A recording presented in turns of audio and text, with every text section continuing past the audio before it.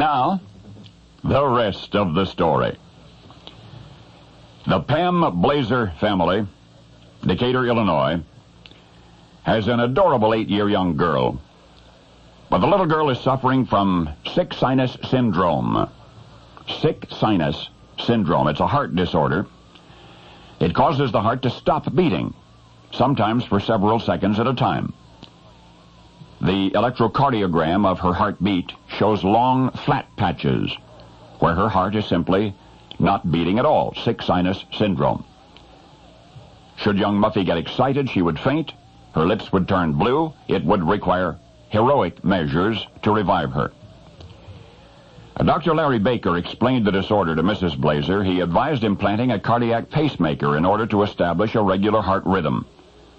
But the cost of such a pacemaker, $3,500. Then there was also the cost of the implant. For the family, that was prohibitive. Well, Dr. Baker telephoned a specialist who has implanted many pacemakers, Dr. Gail Zacchaeus. He explained the impasse. Dr. Zacchaeus contacted Medtronics in Springfield, a company that manufactures pacemakers. This high-tech company just happened to have an extra pacemaker on the shelf. Within half a day, the pacemaker was in hand. The surgeon cleared his schedule, and little Muffy Blazer, age 8, was ready for this operation.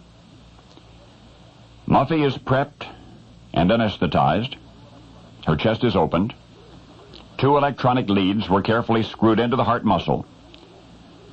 The electrical leads were then attached to the pacemaker.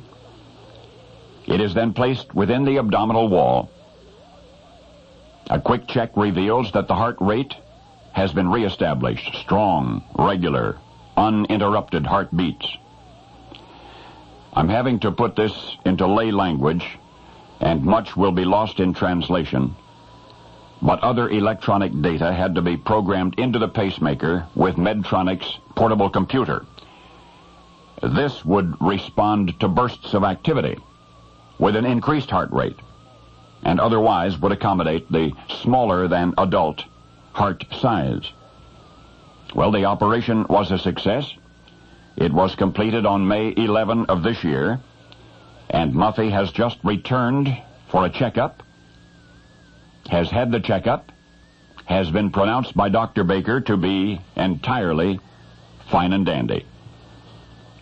Mrs. Blazer has received no bill from Dr. Baker,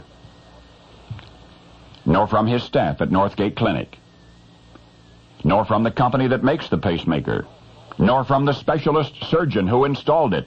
Mrs. Blazer says there is no way to thank such people.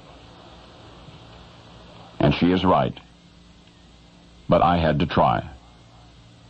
And Muffy? Fine.